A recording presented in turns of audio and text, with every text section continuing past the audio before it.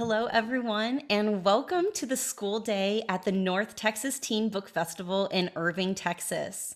Today's exciting events are hosted by the Library Science Program at Sam Houston State University's College of Education.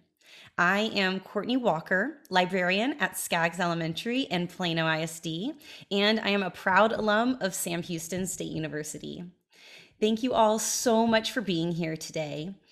I am honored to be talking to the spectacular and brilliant Kate DiCamillo in our middle grade author spotlight.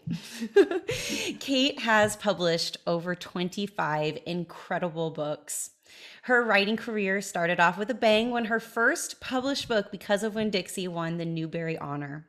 She has since received 2 Newbery medals for her books, The Tale of Despero, which is one of my favorite books of all time, and Flora and Ulysses.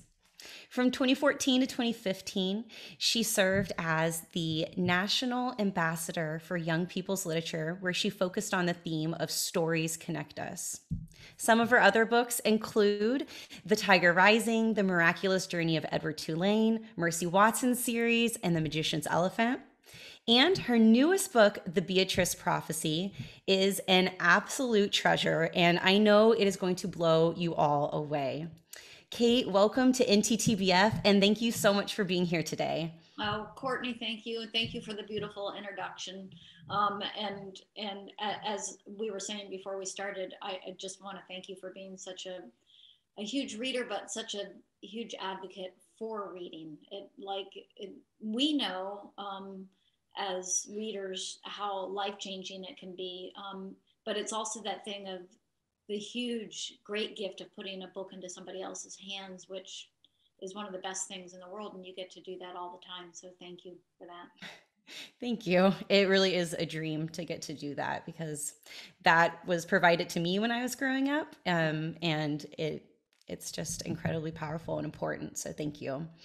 So I want to get started off talking about your newest book, The Beatrice Prophecy, which I got to read a couple weeks ago and have not stopped thinking about. I'm wondering, for those in the audience who haven't had a chance to read it yet, can you kind of give us a preview of the book? And I'd love to hear, what are your favorite parts about it? And what do you think kind of sets it apart from your other books? Oh, hard questions. We're going to start in with the hard questions. Sorry. And I always think, gosh, I'm the most poorly suited person to book talk my own books. It's actually, we should make you book talk it, but I won't. That's so funny. I won't make you do that because that would be so, what is it about? It's about a girl named Beatrice who can read and write in a time and place when that is literally forbidden. It is against the law for a girl to do either one of those things, read or write. And something very bad happens to Beatrice, and she experiences this amnesia and forgets who she is. And she needs to find her way home. And in the course of finding her way home, she makes friends. One of them is a hard-headed goat named Answelica. Another one is a monk named Brother Edic, and also a boy named Jack Dory. And you asked me about some of my favorite parts in the book. What do you love about this book? Yeah, and to me, when you write a book, you don't always know, and people don't believe this sometimes, but you don't always know what it's about, even though you're the one that is writing it. And so it's not until the book is done and published and you start to talk to readers that you kind of start to put together where the book came from for you and what it's about. And so much of this book is about the power of the written word and the power of being able to read and write, and how the worlds that opens to you. And so one of my favorite parts of this book is when Beatrice finds out that this friend that she makes, Jack Dory, because it's not only that women and girls can't read and write, it's like most people can't read or write. It's just a handful of men who are in power who can read and write. So Beatrice finds out that Jack Dory can't read, and she's so appalled by this that she decides that she's going to teach him how to read. And that moment when she sets out to do that is one of my favorite moments in the book. Do you have favorite moments, Courtney, that you, or questions about it? I do have some quotes later I want to dive into about it. One of them is the topic of bravery that you have. And actually, let me just go ahead and ask that if you don't mind now, Yeah, because let's do there that. is a quote in Beatrice Prophecy, and I have anxiety. And so I have, to work really hard to get brave a lot. And there's a character that asks, what does it mean to be brave? And the response in the book is, to be brave is to not turn away. To be brave is to go forward. And to be brave is to love. And I'm not often a book highlighter, but there's every once in a while just a quote that just really, that feeling within you that gets you. And that one just, it was one of those. So that was one of my moments. Do you want to speak Um, more to that quote?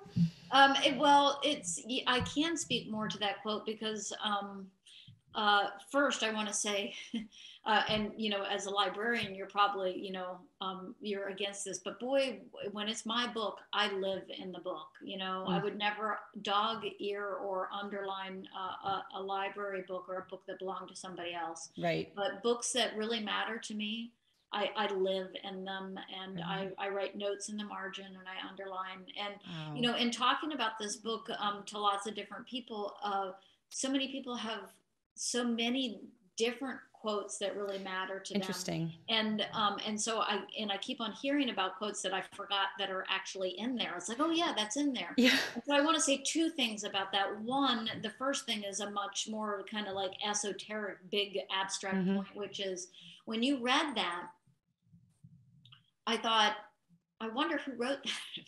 Because this is the thing that happens when you're writing a story is something smarter and better than I am Mm. comes through me. And so those words seem really smart, and I don't remember writing them or know where they come from. But when you Wow. read them, I was comforted because I am a worrier and I have a lot of anxiety issues too.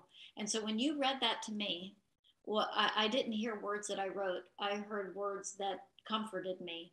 And Wow. that to me is one of the huge powers of stories and books is that you find yourself in there and you feel seen and you don't feel as alone in your worrying and your anxiety and your Yep. fear.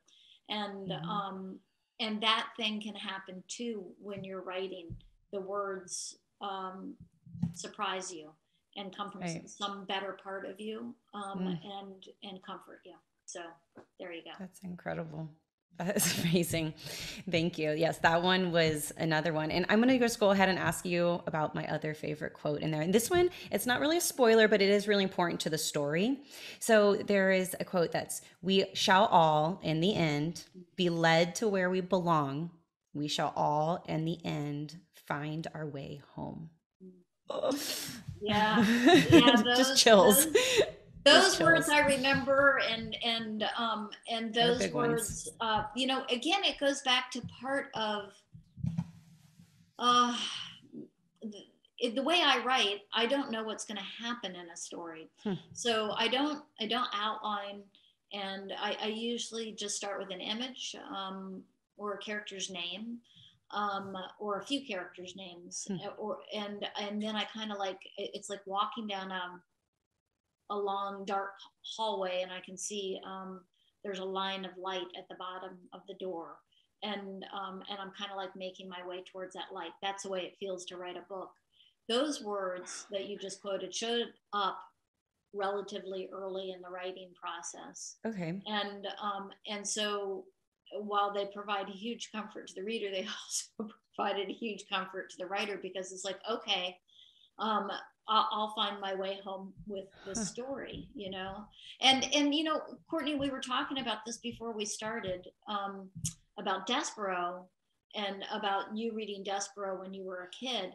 And I have to say that Despero was the same way. The Huh. Despero has that really intrusive uh, narrator in there, who Mm-hmm. just is a part of the story. Mm-hmm. One reviewer called the narrator of the Tale of Despero the loudest voice at a cocktail party, and and That's that's funny. true. There's this Yeah. big loud voice, but I was writing a story that I was very afraid to write, and that voice showed up and sounded like it knew what was going to happen. So I kind of hitched my wagon to the star of that voice, and that's how I told that book. Was by listening to that narrator's voice, because that narrator sounded like they knew what was going to happen in the story, and I didn't. So there's that aside. Okay. Okay. Okay. Sorry. Continue. I have so many. I'm so interesting. No. I've been talking too much. No, you haven't. I want to just hear more.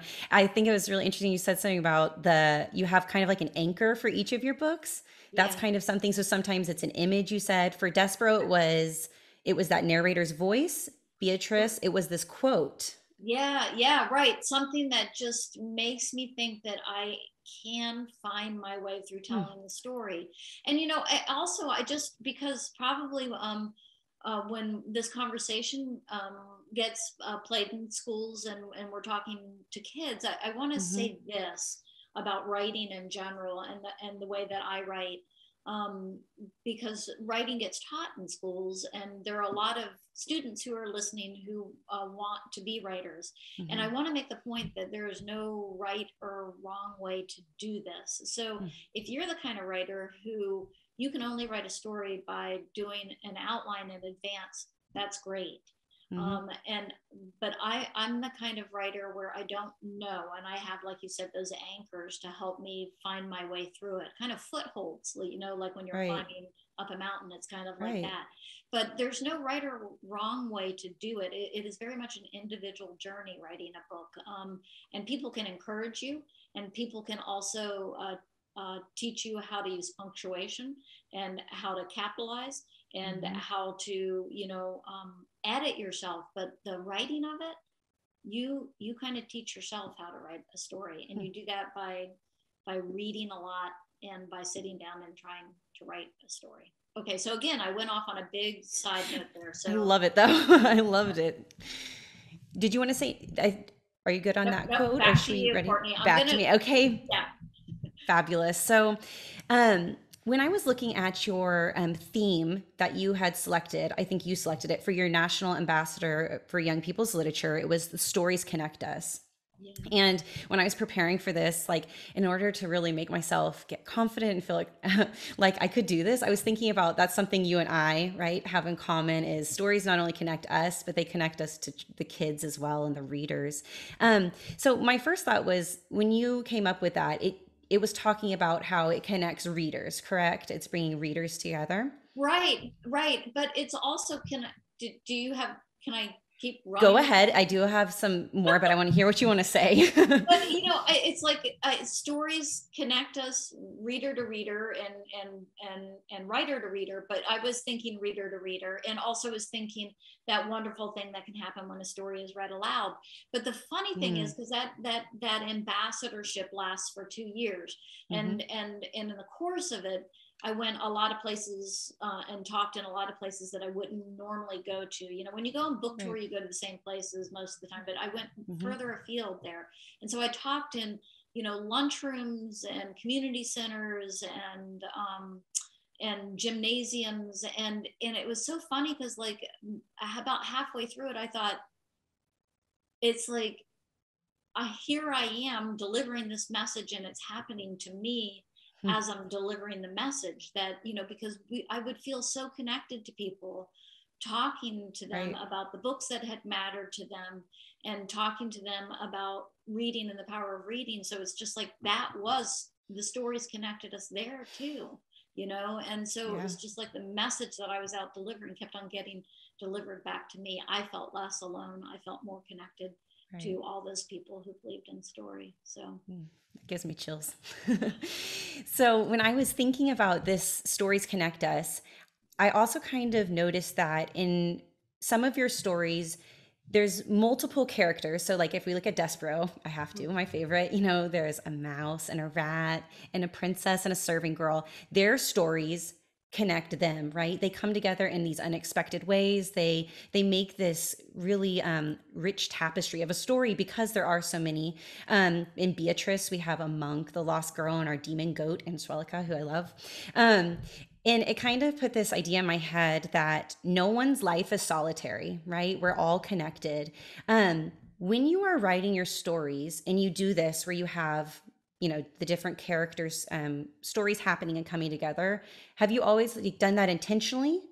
Do you go about that on purpose, or are you writing and then just all of a sudden characters kind of come in? Are you like, this character needs a deeper story? Yeah, no, it's such a fascinating question. And I'm thinking about, I had a conversation with somebody who told me something that her grown daughter had said about when she read Despereaux as a kid. And nobody had ever, and it's just almost exactly what you said, which is really Oh, interesting because that's no great. one has said it before to me. She said that was the first time as a kid that I understood that people's lives were connected in ways that I could. Yeah, it's so funny that you would Wow. say it today, that I couldn't see, and Yes. that was the first way that it made me look at the world differently, is what Mm-hmm. she said, because I could see that people were connected in ways that they didn't even Mm-hmm. understand. And so, do I set out to do that?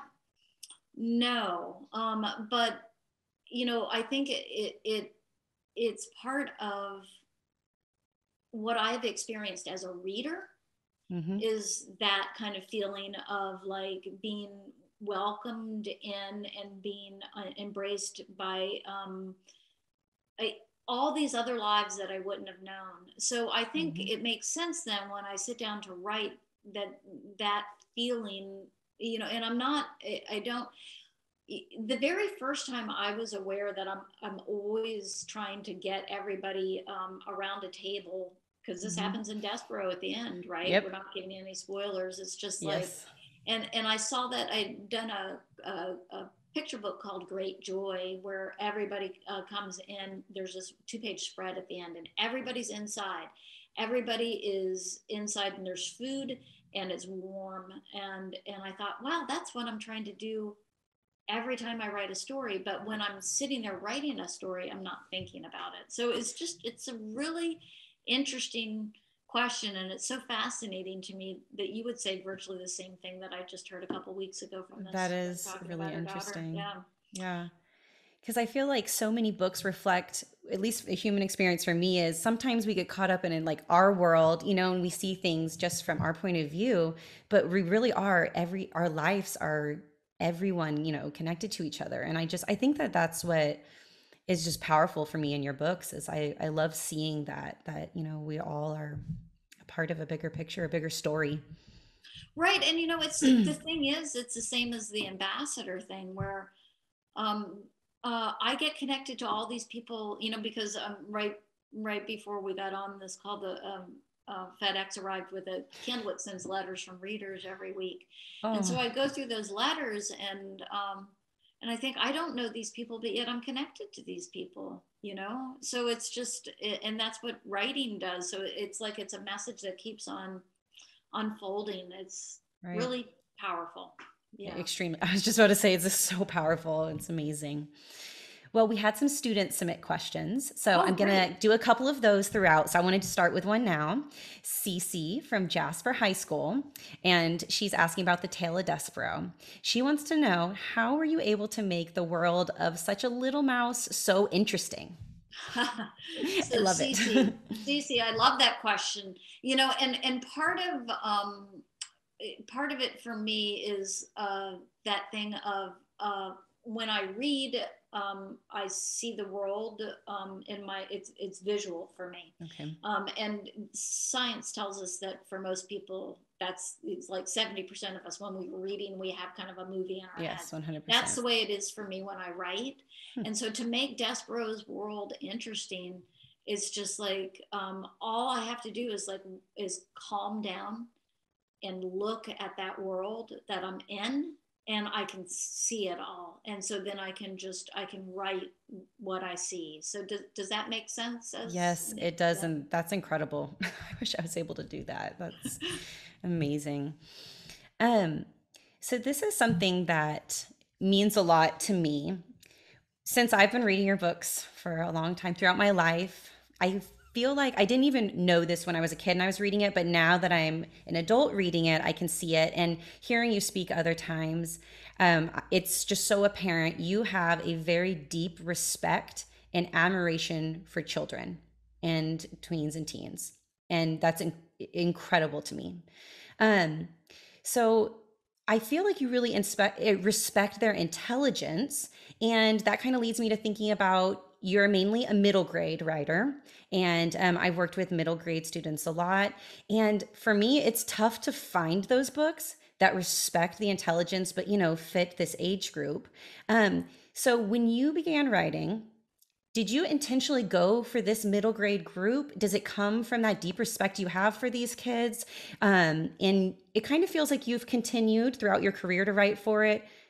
Intentional, or can you tell me Yeah, about that? interesting question. Interesting. So I'll try to make my answer short, but as we can tell, I'm not very good No, at making my answers no short. rush. So when I knew for a while that I wanted to be a writer, and I started, by the time I finally started, I started where a lot of people start, which is with short stories, thinking, oh, they're shorter, therefore they're easier, and that of course is not the case at all. Right. But I started writing short stories. They were for adults and sending them out to literary magazines. And then I got a job when I moved to Minneapolis in a book warehouse, and I was assigned to the third floor as a book picker. I went around just pulling books off the shelf and filling orders. And Right.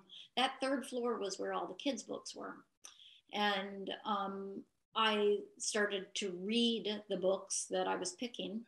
And I read Christopher Paul Curtis's The Watsons Go to Birmingham, 1963. You know that book, yeah. Yes. And I thought, this is so, it was so funny and so warm. And it talked about such a huge thing. And I thought, what would it be like to write a book like this? So I took a copy of the book home and I typed up a chapter to see, okay, how long would a chapter be? Then how long would a whole book be? And pretty soon after that, I started on, I heard this little girl's voice say in a Southern accent, I have a dog named Winn-Dixie. And so I started writing that book after having read The Watsons Go to Birmingham. And I remember about halfway through writing Winn-Dixie, I thought, this is what I'm supposed to be doing. This is where I'm supposed to be. This is the thing. This is it. I found what I'm supposed to be writing. And then that became my first published book. And I felt like that was exactly where I needed to be. And, I remember this is Beverly Cleary, when she turned 100 a couple of years ago. They did a bunch of, they played interviews with her and stuff. And I remember hearing her on the radio talking about how could she do that? How could she, as a grown up, write, so clearly? And she's like, she said, that 8-year-old is right here. I can reach out and touch that 8-year-old in me. And that's the way it is, I think, for me too. And for whatever reason. So when you say I respect the kids, I do. And I also, I'm so aware of the kid that I was and how much I hated being condescended to. Yes. And how much I hated it when people didn't tell me the truth. And I think that's one of the really profound gifts of writing for kids is that, and duties is you need to tell the truth and offer hope, but you need to tell the truth. And the truth is it's difficult being a human being, and it is hard sometimes being here, and it's also beautiful. And so all of that needs to go into a story. And so when you say that I have respect, I know, I remember what it was like, Right. So I love that. We have a teacher at my school who is just loves your books as well. And she reads them to her class, read alouds. And we were talking about how we feel like the kids don't even realize that's why they connect to it so much. And I don't think I realized it, but it's almost like you can just feel respected. I think we even talked about your language that you use in your books. You don't make sure you use only like smaller words. Your vocabulary is rich, and you'll even, like just include all of those things. And I think that is just incredible. But and it's funny because it's just why language is a glory, right? Mm-hmm. And you as a kid, or me as an adult, I just, this morning it's like, I don't know that word. Okay, I can figure it Yes. out from the words that Yep. are around it, and then I go and I still like looking in the dictionary as opposed to online, because then I bump I into love it. other words. But of Yeah. course you can figure it out, and you Right. can have then it's yours. Yep. It's like once you figure it out, it's your word for forever, and it's like a little jewel that you get to carry around with you. So 100%. It's weird. I literally can remember words in the books that I learned them in. Like 100%. I can do that. Yeah. me too. Me It's too. powerful. Yeah. Hmm. So one more question kind of about this middle grade, because Yeah. again, it's important. And I'm wondering kind of about the format. So I have always found, even as a kid today, even today as a librarian, your books, the format, the length, and even the chapter lengths are really approachable for me. Like I have, sometimes attention issues of, and it's so approachable. And is that a result of writing middle grade? Is that just your preference? Is the format affected at all? Yeah, it's a really interesting, good question, and I think that part of it is uh, that because I started off by writing those short stories, Hmm. and every short story has kind of like an arc to it. And Okay. then when I sat down and started writing middle grade, every chapter then had that Right. arc. I kind of Hmm. came into it with a short story mentality, but also I am somebody who, I mean, if you ask me who I am, the first answer is reader. I mean, that is who I am in the world. I love to read. It's what I look forward to every day once I've done my work, is to get to Right. reading. However, for all of that, I really like a short chapter. I don't, Me too. and I Me don't know too. why, that's just the way I like to read. Maybe it's a sense of completion. I don't Yep. know. I And think so it's so. not that I'm struggling through the text, Hmm. but it's rather that I feel like that's just what I prefer as a reader. So that must get in there as a writer too, you know? Yeah, that's so interesting. Yeah, I'm the same way, just like feeling those it's almost kind of like checkpoints of moments of, yeah, it really helps propel me as well as Yeah, an right. adult, which I'm Yeah. sure, as a kid as well. So, speaking of using in classrooms and our educators, we have educators listening today as well as kids. So, I wanted to ask you about your books in the capacity of use in the classroom. Hmm. So, if you heard that a teacher was going to use one of your books in their class, what would you want to say to them? Either teacher, librarian, or is there things that you would want to like say do or don't do? No, What would you think? I mean, I would have one. First, I would say thank you, because that goes back to that thing of putting books into somebody's hands. And then the second thing I would have is like, is there any way that you could find a way to read it out loud together to the class? And I know how hard it is to find that time, Yes. but I also know that something really profound happens when a book is read out loud. And Hmm. I think so much, about the kid that I was. And my mom took me to the library all the Yep. time. She bought me books. Same. I grew up in a house filled with books. Hmm. She read to me. I remember Mrs. Boyette in second grade. Every day after lunch, she read aloud to us, and I remember her reading Island of the Blue Dolphins. And I think about the kid that I was, coming from that house filled with books, having access to books, how I thought I was going to die if Mrs. Boyette didn't read aloud from Island of the Blue, how much I Yeah. needed it, Yeah. And so I think, gosh, if it mattered that much to me, think about the kids who aren't getting it any other place. Right. And they're just, connections get Hmm. made when a story is read aloud as a community. It's who we are as human beings. Hmm. We sit around, and we are the story animals. And when it happens together, it's just amazing things happen. So Pure magic. yeah, right. Just It pure is. magic. Yep. It's so funny. That's literally what I was talking to this teacher about is when she reads it aloud, she was saying, Edward is her favorite. And the last moment, which I won't spoil, but at the very end, there's that moment she said, just like the room, the gasp that comes out, when you find out of, who's there. And I remember as a classroom teacher reading novels aloud, and I would literally, like, we discussed for emotional people, I would literally tear up because the room, you feel it in the room, the Right. magic. Like you can literally feel that when a book is read aloud, and it's just incredible. It is like a physical, it's Mm-hmm. a physical presence. It really is. And Mm-hmm. a teacher standing in a line somewhere, I think I was at the post office, said to me once, it's like it's like instead of me as the teacher and them as the kids, it's just like what story does is it lets us become we. We're just we. And I thought that Oh, was so, you know, it wow. turns us, and that's what it does. It's Yeah. becomes, it's we're we, you know. Yeah. Wow. We're part of that story. Oh Yeah. my gosh. That's amazing. I love that. Um, so I have a question about, believe it or not, something you posted on Facebook, which, by the way, your Facebook posts are such a joy to go by. But there was one in particular that really got me.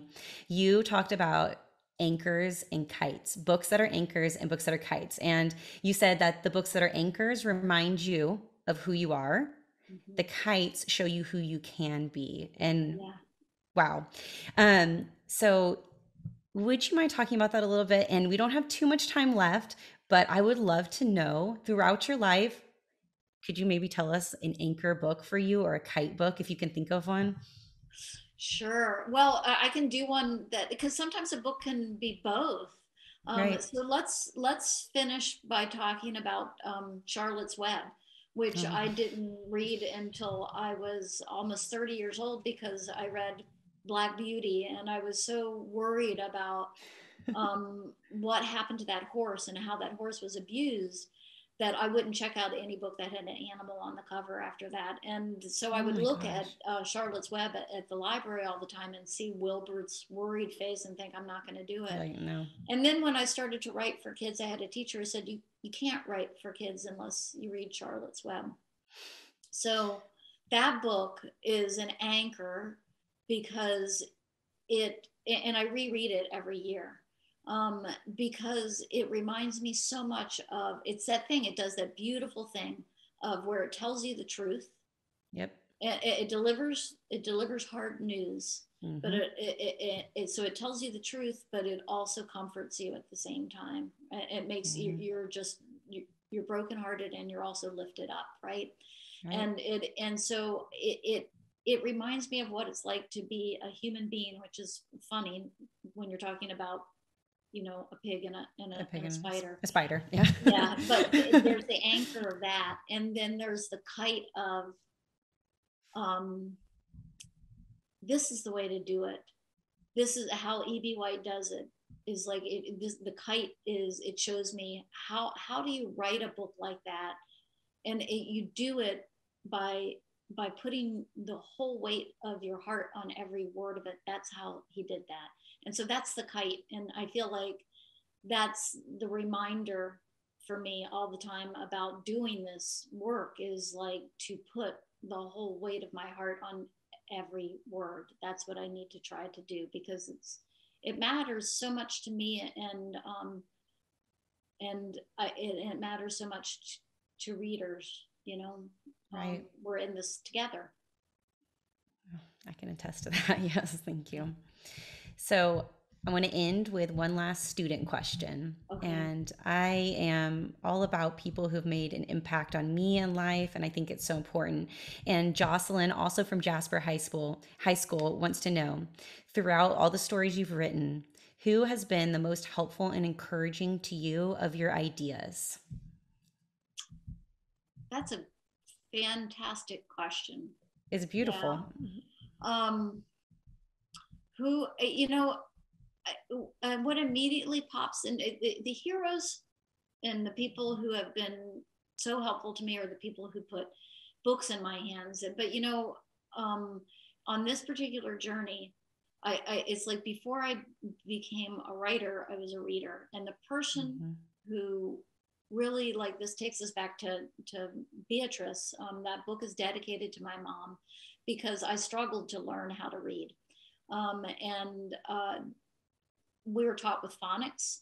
It didn't make any sense to me. I was desperate to learn how to read. I remember coming home from school and crying to my mother and her saying, for the love of Pete, calm down. And she's like, we'll just figure a way around it. And so, because I kept on saying it, I don't understand it. And so what she did was she made me flashcards. And I memorized the words. She knew me. She knew that I was good at memorizing. She knew how much I wanted to learn. And that's how I learned to read. And so that, my mother seeing me is probably the biggest gift that has set me on the road to being a writer too, because she just believed that I could and that there was a way to do it. So that was a long answer, but no, that was really beautiful. Thank you for sharing that. That feeling of being seen means more than anything. Books do that, people do that, and it's just Courtney, that is it. It's the feeling seen, and 100%. She made me feel seen. Yeah. Thank you for doing that for so many readers, including myself. You make us feel seen. You're not going to make me cry. Yeah. I'm going to try though. I'll make me cry too. So, okay. Well, Kate, this has truly been an honor speaking to you today and just a delight. We are so grateful for you joining us at the North Texas Teen Book Festival today. And I know that all of our readers out there, you are going to love The Adventures of Beatrice and the Demon Goat and Swellica and the Beatrice Prophecy. Thank you all for being here and watching us. And Kate, thank you so much for joining us today. Oh, thank you, Courtney. It was an absolute delight to talk to you. And thank you to all of you for listening to us. Thank you. So we hope you all enjoy all the amazing panels and authors who are with us today and tomorrow in Irving, Texas at the North Texas Teen Book Festival. And we hope you have a great day. Bye. Bye.